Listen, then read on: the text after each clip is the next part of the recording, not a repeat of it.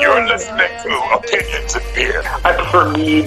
You sent me to hell, Jason. I really just want to make everybody jealous. I'm a person from Earth. Listen, what are we talking about? I reckon it sounds like Opinions and Beer. You can do it. Dingo? Oh, I'm good. You're the smartest dumb guys I've ever met.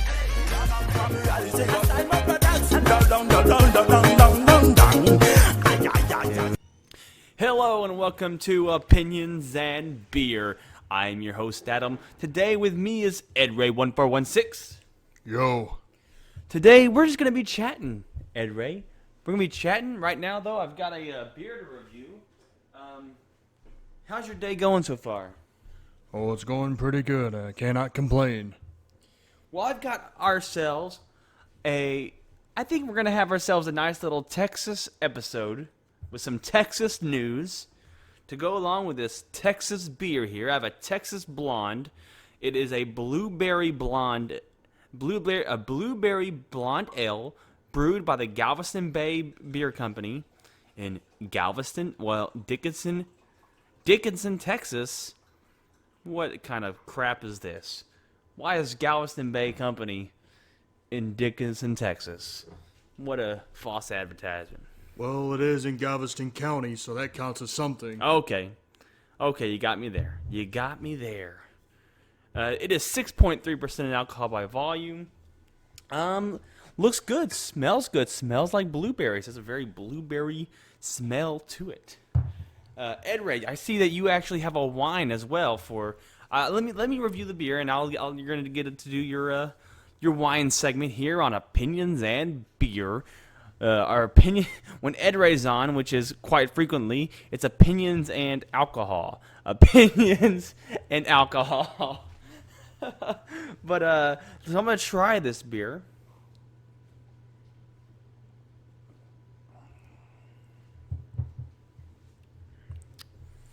The blueberry is very subtle. It's almost like a raw blueberry taste. Reminds me of another Texas beer company over in Dallas, Community Beer. Community, they made a Snickerdoodle ale that had very light notes, and it was a Snickerdoodle blonde ale, and it had very light notes of the Snickerdoodle taste, and the beer itself was kind of very, not really sour, but had kind of like maybe this is suffering from oxidation, because really it's not that blonde. It's a little dark. Maybe it's slightly oxidized. I don't know, but it's a refreshing beer. It's a little light. You're not getting. I don't have a lot of any notes from it other than a very mild blueberry. And as for the beer, is very light bodied, and there's no real taste to it, Ed Ray. There's just no taste to the actual beer, to the beer itself. Well, some beers are variable. And so I'm gonna give this a 3 out of 10. But what sucks is I will drink these. I'm gonna drink this. I'm gonna enjoy drinking it. It's just it lacks in any sort of flavor. It's just sort of like it kind of tastes like just mildly flavored your typical water beer. So 3 out of 10. Now, Ed Ray, what you got over here for us? Okay, for this episode, I have Oakleaf Vineyards Cabernet Sauvignon, which is a French-style wine, if you will. And this is medium-bodied, smooth Cabernet Sauvignon, has vibrant notes of blackberry fruit, a hint of toasty oak, and a lingering finish. So this means there's a combination of blackberries and red grapes. So that means that this is a very powerful wine compared to your typical red wine. And this is vented and bottled by Oakleaf Vineyards of Livermore and Ripon, California. And this has 12.5% alcohol by volume. And now I'm going to go ahead and take a whiff of this Cabernet Sauvignon here. Okay, I could smell the toasty oak and some of the blackberry in this. So now I'll go ahead and take a sip.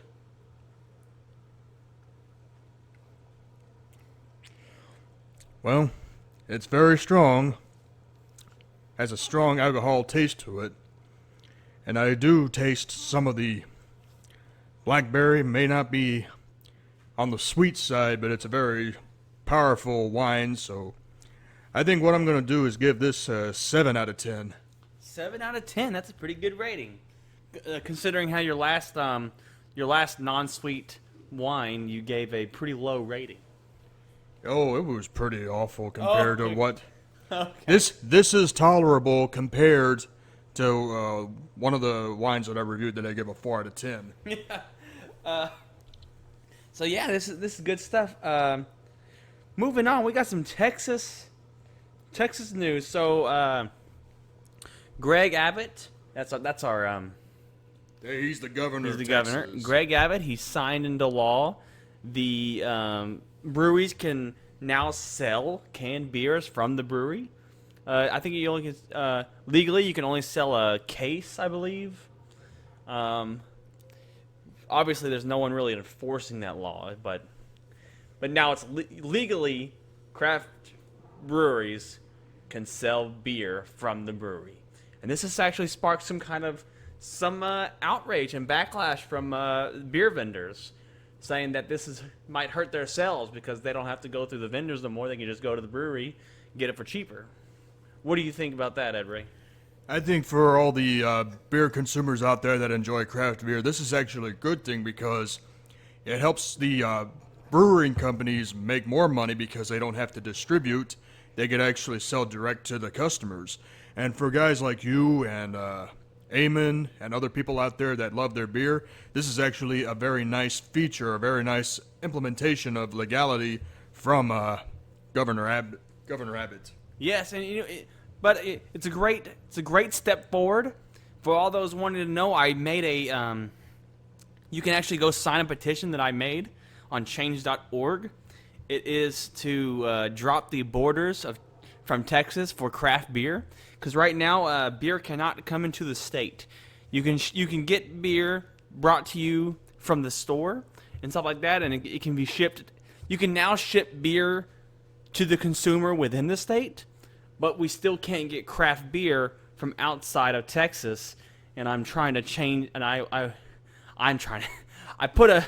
I made a petition to hopefully get some attention, more attention to this than there already is, and hopefully we can, with this step forward, with craft beer, hopefully we can continue in the right direction and make it accessible to everybody. Anyways, other news for Texas. In Texas news, apparently, a Chicago bank bought Whataburger. The famous Texas restaurant has been bought by a Chicago bank. Ed Ray, what in bloody Texas hell is going on here? Well, it's either that, despite decent sales by Whataburger, they could have been very low in capital because of all the costs that come into distributing and making Whataburgers or whatever. But when you know you're in trouble when you decide to sell your company to an organization that's not even based in Texas. I mean, Whataburger started in Corpus Christi, I believe, in 1950, and rose to prominence because they were one of the first commercial burger joints that sold in drive-thru or whatever.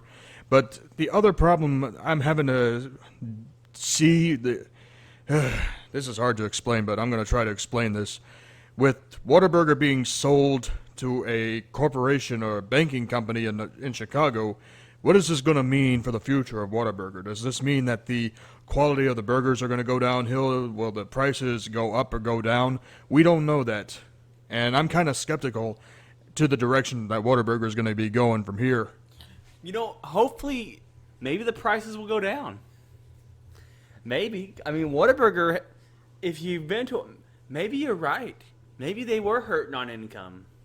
Because you just look at them, like, all their food just kept rising in price. Their food kept getting more and more expensive every time I'd go to a Whataburger. I felt like their food was getting more and more expensive. Yeah, key example is if you were to get a triple meat Whataburger with cheese, you'd be paying, what, $15, $16 for it? Yeah, because the cheese is extra. Cheese is plus the cheese plus tax is like $1 a cheese, $1 a slice. And of course, if you add variety to the burger, like bacon and tomatoes and lettuce and stuff like that, it even makes it more expensive. Yeah, so who knows? Maybe the price of Whataburger will go down. Does that mean the quality will go down? That's something I'm very skeptical about. Will you be surprised to see Whataburger pizza? Well, if that happens, I don't know if it's going to be better than the McPizza from McDonald's back in the 1980s. The what? The McPizza back in McDonald's in 1980s. You're full of shit. Hey, it existed back then. No, McDonald's didn't have a pizza. What is it, like a cardboard pizza? Apparently, because that's why it was discontinued from the menu. I can only imagine like some weird thin crusted like school pizza being served at McDonald's. That may have been what it is, because McDonald's was notorious for selling super cheap food. Where'd you learn about this McPizza? Well, if you did some research and watched some commercials from the 1980s, it was there. That's very interesting. What else weird things that McDonald's used to have? Well, they've had their fish fillets, whatever. I don't know if they're still popular or not. Remember that sauce? What was that sauce they had? That special sauce in Big Mac? Yeah, what is no, like the weird Worcestershire sauce. Worcestershire sauce. No, that's not Worcestershire sauce. What is it called? Scandinavian sauce. I don't know what I can't remember. Rick and Morty go on a big adventure to try to get this Szechuan sauce. Szechuan sauce? Yes, that. Szechuan. Have you had that before? I've heard about it, but I've never had it. That's very interesting. I hope they might bring it back. Maybe they bring it back. Didn't they bring it back? Oh, for a little bit they brought it back. Okay. Because I think they still sell it in Australia. Damn Australia. Why didn't an Australian company buy out Whataburger? If Australia bought out Whataburger, it'd be good, because the Outback would be booming and people would be screaming, "Crikey, this is good Texas food." What are some other Texas news you've heard of late? Hemp's been legalized. Oh yeah, earlier this year, as Donald Trump federally legalized hemp, Governor Greg Abbott decided to follow suit to legalize hemp here in the state of Texas. What this means is you can now legally grow hemp. All you got to do is get a license to do it beforehand. And have you got that license? I haven't checked yet. I don't know what the cost of the license is going to be, but when I do get a license, I'll start growing hemp, and I'll be able to make my own electricity from there on. Man, some crazy stuff, Ed Ray. Why? Why would they sell the Whataburger? I'm so mad. I can't even think about other things because I'm mad that Chicago. What's that bank doing buying a restaurant? When's the last time you seen a bank buy a restaurant? Well, it's either because somebody from the inside of the business took a trip down to Texas and saw the food and say, "Hey, Whataburger may be in trouble, so let's buy this and make this a great restaurant and national chain." What do you think about these? A football player, was it a football? I can't remember which football player it was, but it was a football player. A few other Texans are willing to buy Whataburger back from the bank. Well, that'd be something, because that'll make Whataburger authentic again. It's not. You think because it was instantly bought, it's instantly no longer authentic? Well, when somebody from an outside source ends up buying a corporation or a restaurant, in the case of Texas, and the corporation is not from Texas, and yeah, I'm kind of concerned that the quality kind of dips. Wait, what are you trying to say to me? What are you saying to me? I'm concerned that if Whataburger isn't bought back by the state of Texas or something like that, that Whataburger could be in trouble in terms of quality. Well, F it, I guess. You know what? Our our local Whataburger has not been that great recently. So maybe I just don't know what to think, Ed Ray. I don't know why a bank. What's a bank doing? What's a bank supposed to do? What do you think the bank's idea is? Watch it be $20 for a burger. I'd be pissed off. Well, that's when we boycott. Or we have to get a loan. They have to loan. They're gonna loan us the burger. We gotta pay. We gotta pay for our meals in installments. This is when we boycott. What do you think a chain is that you think? What food chain you think would benefit from being bought out by a random bank from Chicago? What burger chain you say? No, any chain. I'm gonna say CC's Pizza. Oh, you think? Yeah. CC. I was thinking Olive Garden. You think Olive Garden would do good being bought out by Chicago bank? Well, if it means lowering the price of food, I guess. Yeah, someone was complaining to me earlier about how Olive Garden isn't that bad, but the price for the quantity sucks. Well, it ain't just the quantity, it's also the quality. Sometimes some of the foods are so expensive that it makes you want to go to alternative Italian restaurants like Frankie's Italian Grill in Beaumont. Frankie's Italian Grill in Beaumont? Beaumont, Texas. Go there. Hey, Frankie's, give us a royalty check. Thanks. $200 a month. Oh, anyways, you know what? I ain't got much to say, and we don't have to have hour-long episodes every day. We spoke a little bit about some Texas news. I drank Blueberry Blonde Ale from the Galveston Bay Brewing Company. Ed Ray drank Oak Leaf Vineyards Cabernet Sauvignon. I gave mine a 3 out of 10, which is harsh. It's actually a harsh rating because it's a good beer. It's not a good beer. It's a tasty beverage, but it's not that great of a beer. That's why I gave it a low rating. It's very tasty though. I can't deny that I'm drinking this with joy, but it's just not that great of a beer. It's not a beer. Not a beer. Sorry, Galveston Bay. But that's just my opinion. And that's fine. Because all we have here are opinions and beer.